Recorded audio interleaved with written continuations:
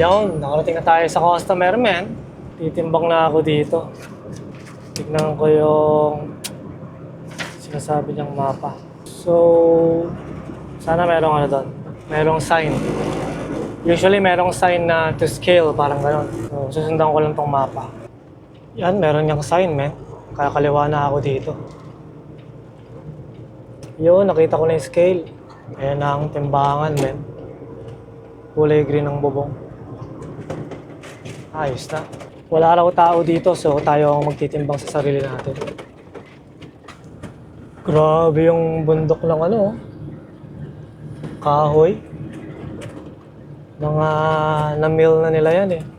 Gagawin mga papel, no? Cardboard, boxes, or boxes tuloy. Papel, usually papel. Ayos na.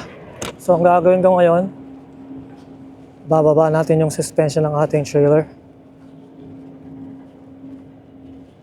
Para masaya.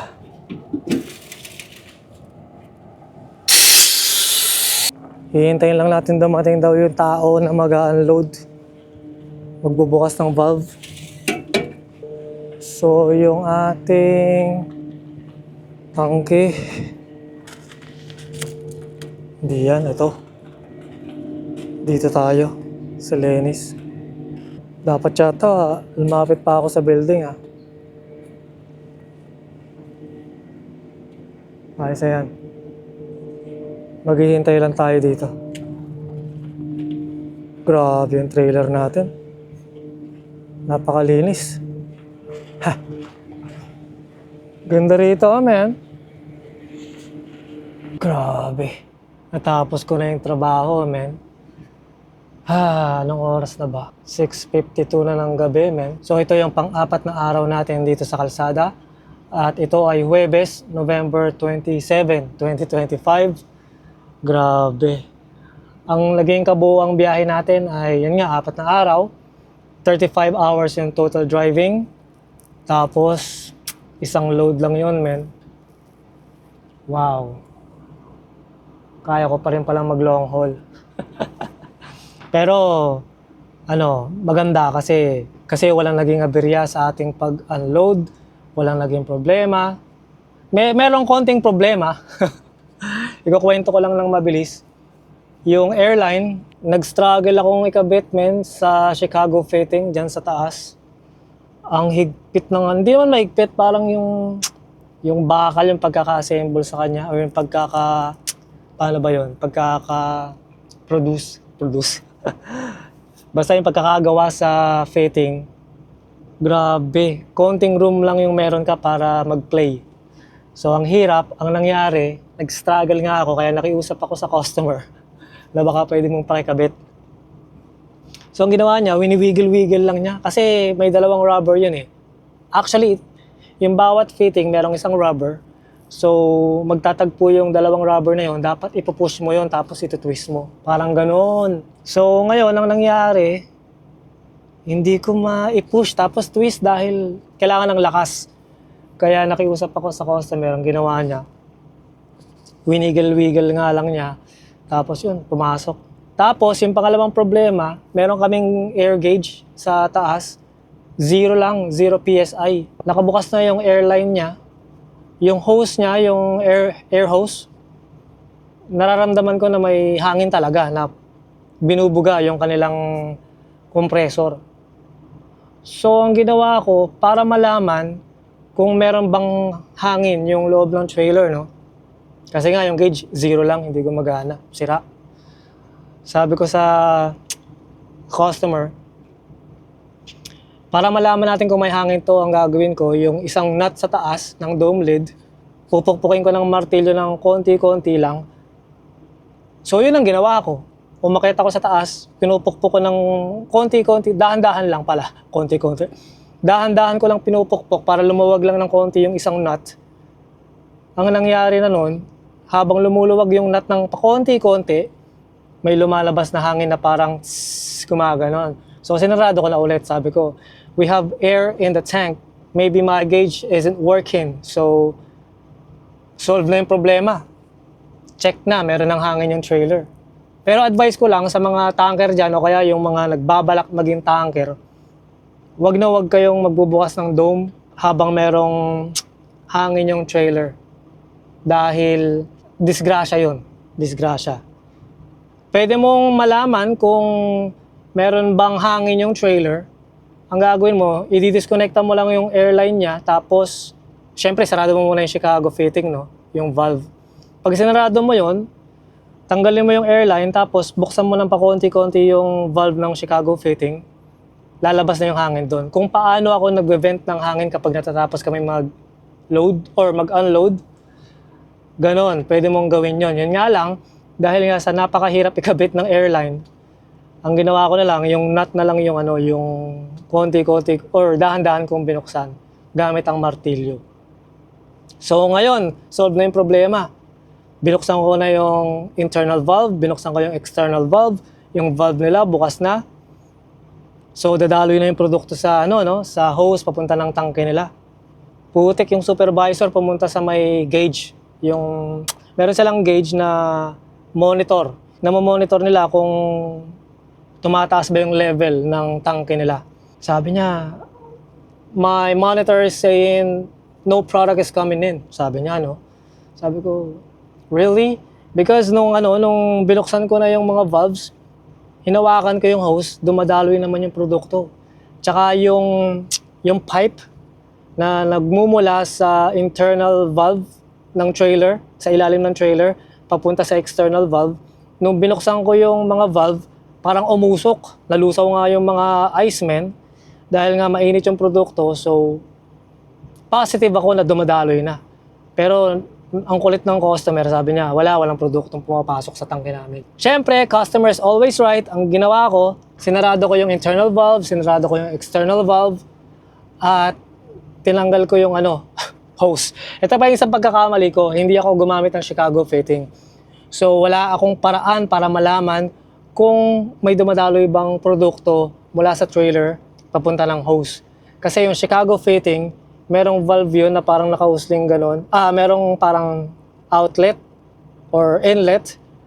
Parang yung kinakabitan ng airline. Merong valve yun na pag binuksan mo, lalabas doon yung hangin or produkto. Kung nag-unload ka na, parang ganon. Relief valve din na tinatawag yun. So ngayon, hindi ako gumamit ng Chicago fitting. Rookie mistake.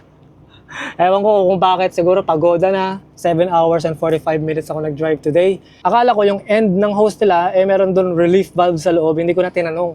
Delikado na i-disconnect ako yung hose ko mula sa trailer kung pressurize yung hose. Pero ang ginawa ko para nga ma-satisfy yung customer na merong produktong dumadaloy, ang sabi ko sa apprentice niya, pakisarado mo muna yung valve mo. Tapos, ang ginawa ko noon, tinanggal ko yung isang lock ng cam lock. Tapos yung kabila, tinanggal ko rin. Wala, hindi naman bumuga. Pero dahan-dahan ko siyang hinatap. Putik, lumabas yung produkto ng siguro isang baso, pero binalik agad namin. Tinulungan ako ng apprentice. Dahil nga, syempre, ayaw naming matapon yung laman ng hose. Kasi maraming laman yung hose na yun eh. Positibo kami na meron ng dumadaloy na produkto mula sa trailer hanggang hose papunta sa tangke nila. Nung binuksan ko ulit yung mga valve, lo and behold, pagtingin niya sa monitor, tumataas na yung level. Mixing istorya lang po yun. Pero anyway, masaya ako dahil kahit merong ganong klaseng konting aberya, natapos na natin yung trabaho, naipadala ko na yung papeles sa company, and money in the bank namin. So gusto ko lang ipakita sa inyo kung magkano yung naging line haul natin sa delivery na to. Mula sa London, Ontario hanggang dito sa DePa, Manitoba. Okay, thank you nga pala kay Gary Gons. Ang sabi niya, ang tamang pronunciation ng DePa ay DePa. Parang hindi DePas. Sabi ko kasi sa mga nakaraang video ko, DePa, Manitoba. Kasi hindi ko naman alam na French word pala ng pass yung pa. So sabi niya, ang tamang pronunciation is silent S. So, imbes na the past, dapat the pa. Parang kapag nagalit ka sa anak mo, hoy, dumapa ka nga dyan. Peace, joke lang yun, joke.